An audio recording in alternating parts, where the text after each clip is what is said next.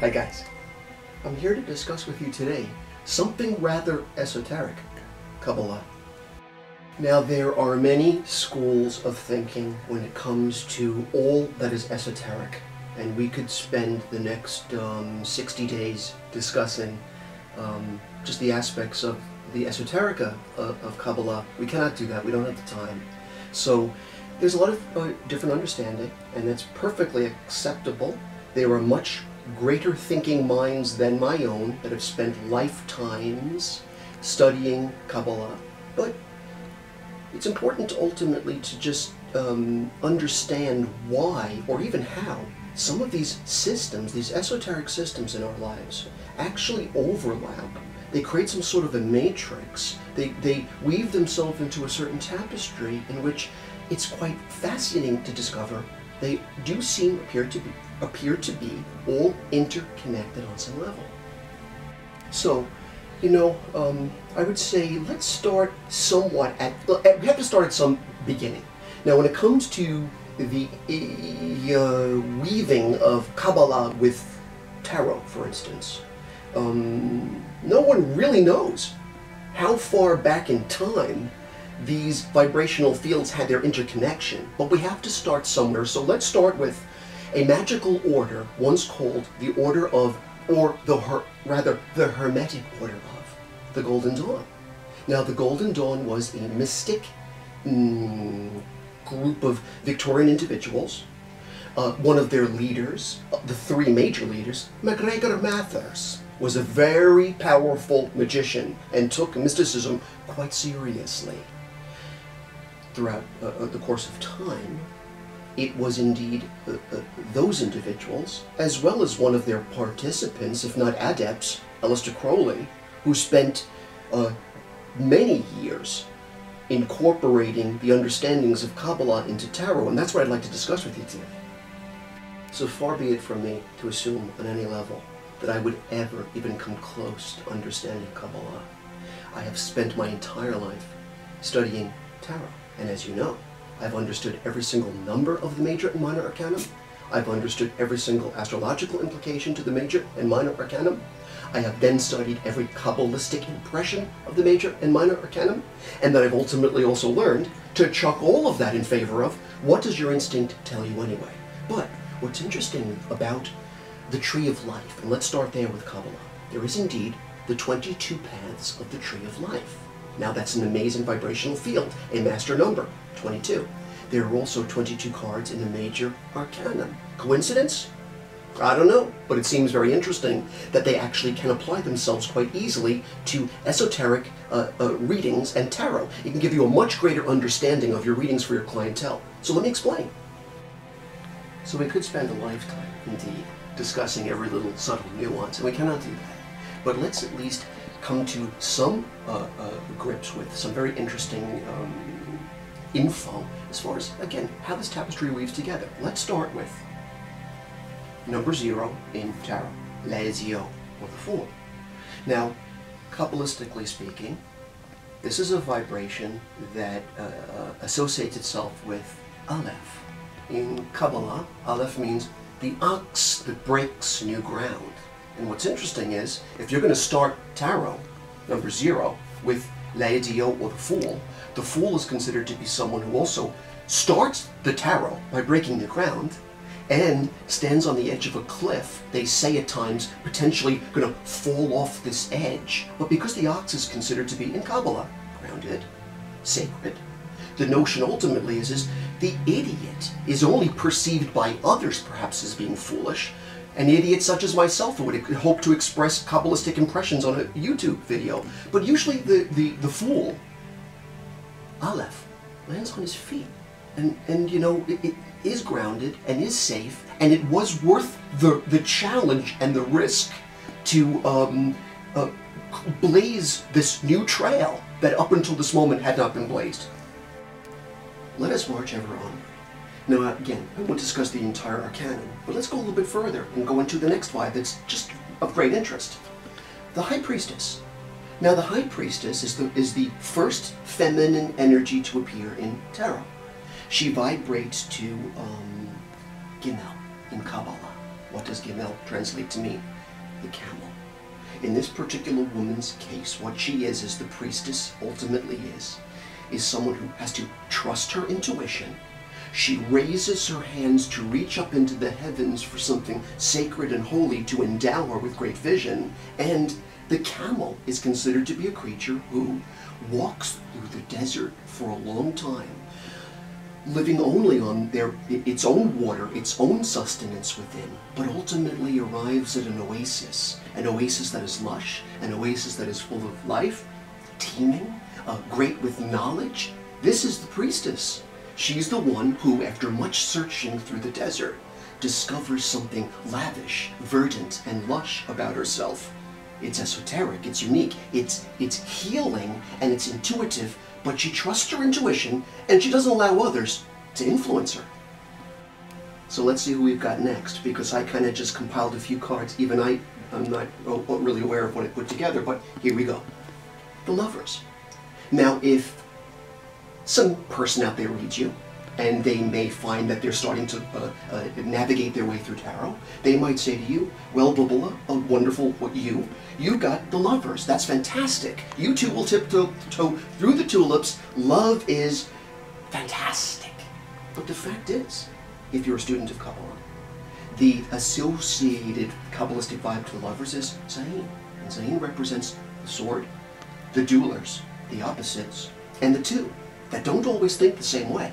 So this is not necessarily, let's say, the ideal love card, or you know what? Maybe though it is, because although in tarot the sun probably would be more of an ideal love card. In fact, I even incorporated in my own tarot deck soulmate cards, dyad, and partnerships and other things just to fine-tune those vibrational fields. But what I like about Zayin, the duelers or the opposites in love, is because they don't see things the same way, they make each other see things in ways they normally would not have, and therefore they give each other opportunity for growth. They spar a little bit, but it's not just for the sake of arguing, it's actually for the sake of growth. Swords, after all, are thoughts that fly through the air, but ultimately the idea is, I'll show you something or a perspective you might not have looked at otherwise, and you do the same for me, and as lovers, we will grow. The Lovers, Zayin. Okay. So let's move over to another interesting vibrational field and concept. The Hermit. In my painting, the Hermitess. The Prophet of the Eternal, or in my painting, the Prophetess. She's Virgoan ruled. She's ruled by number 9, thinking in terms of how you see it on camera, and she's ruled by the Kabbalistic Yod. Now, what does Yod translate to mean literally? It means the hand held to grasp something lit by God. So, in traditional tarot cards, any deck you'll buy, the Hermit is always seen with at least some form of lantern as he searches or goes on the inner journey of self-discovery. In my painting, she holds a lit taper or candle in front of a mirror that only reflects the light even further. The mirror representing mirroring, looking into a mirror and discovering something indeed about yourself, either externally or ultimately internally. But again, interesting, associated with Yod. God wants you to further your understanding of yourself, and this whole concept of living, it applies perfectly to the Prophetess of the Eternal. Perfectly. Okay, so let's go into our next vibrational field, and that would be a very interesting vibe, because it's very abstract. The vibrational field Strength.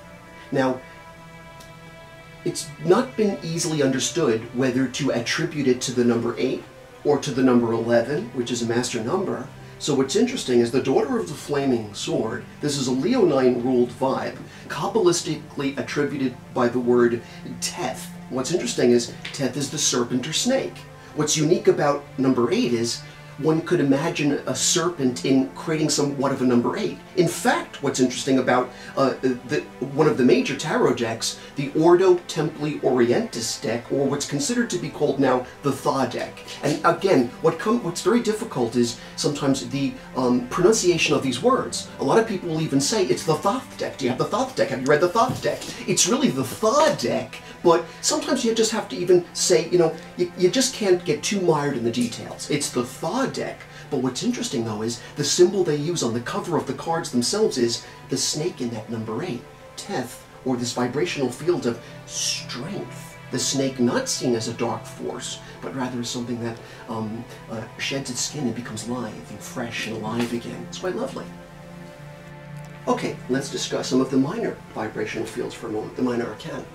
What's interesting is then we have the energy fields of chesed. What's interesting about this vibrational field is, because it vibrates to a very balanced energy field 4, you'll find largely in tarot that when something vibrates to chesed, or a 4 vibrational field, it usually has balance attributed to it. For instance, the 4 of Cups, which was ruled by the moon in Cancer, is traditionally called the Lord of Blended Pleasure. So you already get the notion that it's a pretty good vibe to get. It's good to have a sense of pleasure, or maybe even to have 2 pleasures intertwined. So again, 4s do that, or chesed creates that kind of a balance. For instance, here's the 4 of Discs. It's called power, and it vibrates to 4 coins. It's ruled by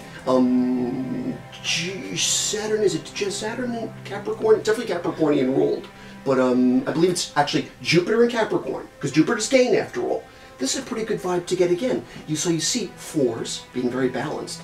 Earth, air, fire, water. Quite a nice vibrational field to be in. And chesed representing something promising, balanced.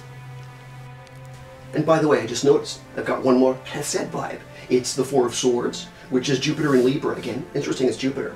But the vibe represents truce. It represents an understanding between people. So it's interesting. Balanced number.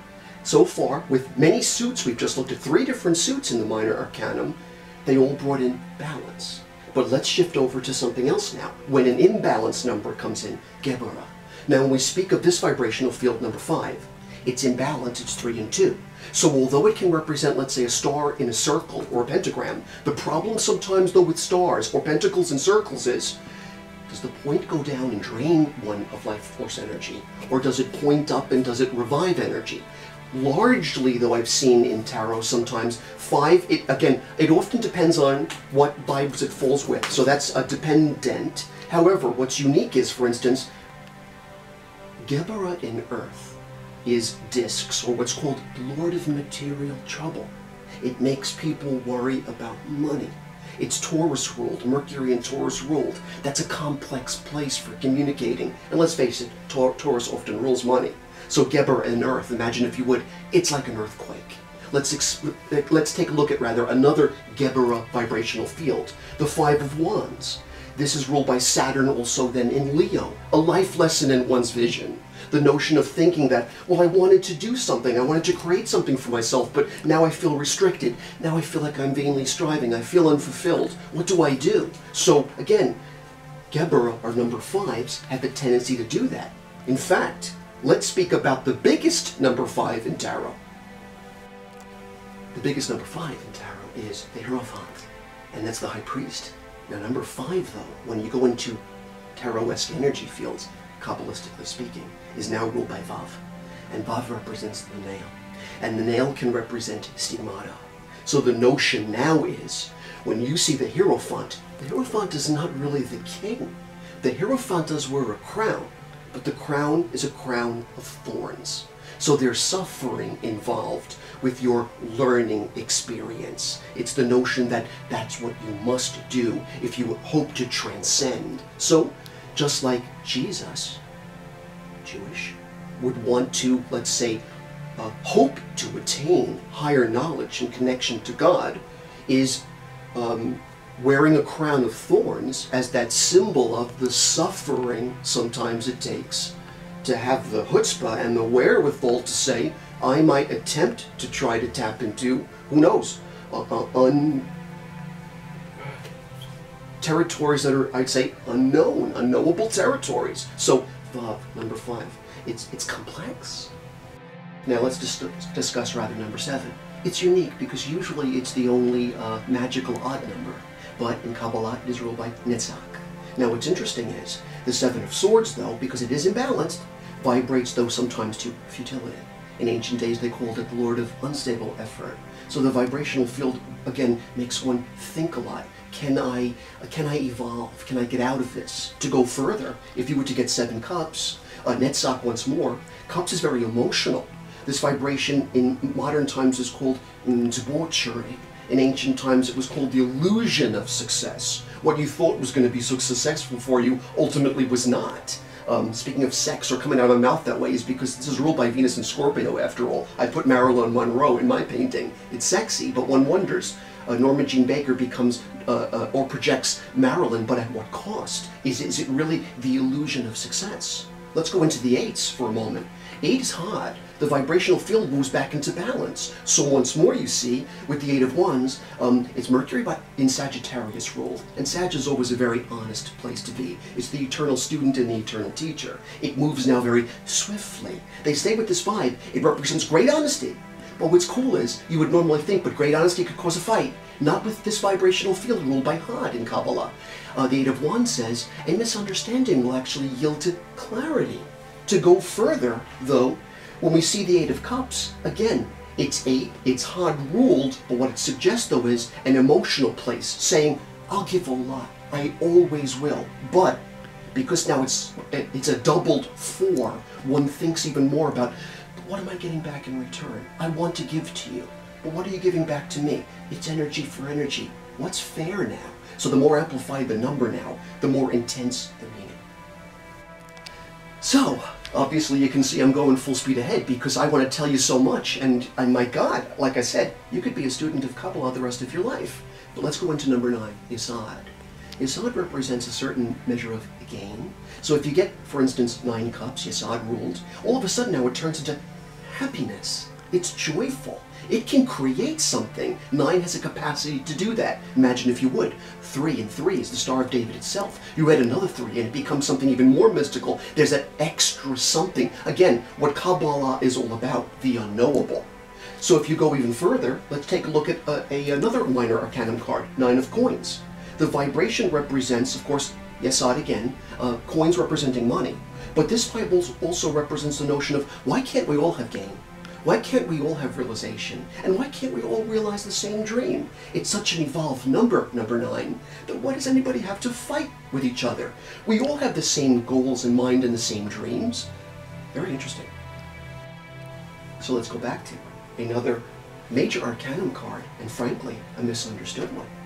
A lot of times when I'm reading an individual, when people hear this vibe, I have to kind of prelude or protect them before I say what I'm about to say. When the death card emerges, I have to forewarn them.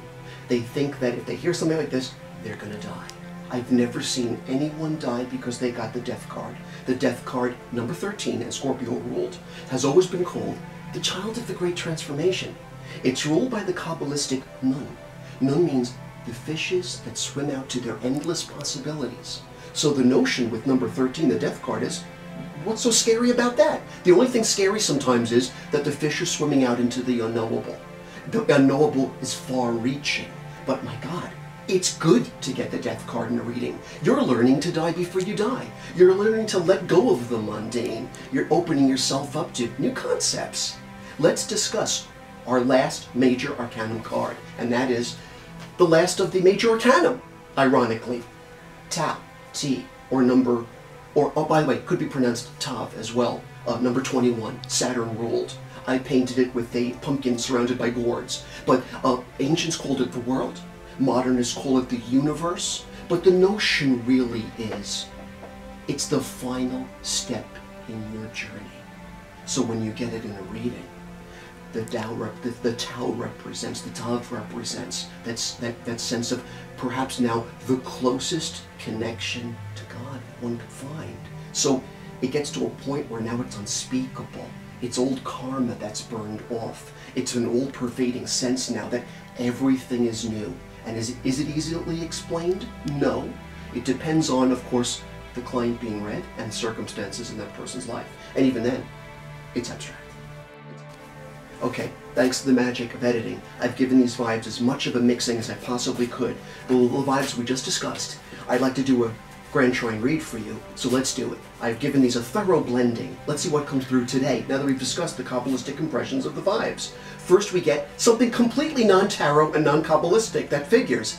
The body you rent, the physical you, and how you take care of yourself, and as a result of taking care of yourself, you manage to navigate a wonderful life. Interesting. It's got nothing to do with either tarot or Kabbalah. Let's go into the next vibe. Taking care of yourself is important this summer. The next vibrational field we get today says this. Has nothing to do with tarot. It says the summer solstice. So interesting, we just spoke about summer. I'm doing this video, by the way. I didn't want to put a time limit on it or say exactly where in the where in time we're actually doing this recording, but it happens to be on the summer solstice at the exact moment. So again, the vibe that shows there's magic in the air. Not tarot and not Kabbalistically associated, that's such a hoot. The final vibe says this. Well, rabbits, it's not tarot or Kabbalistic oriented, but it suggests we're living in the year of the year of the golden rabbit. It's a magical year. May it be magical for you.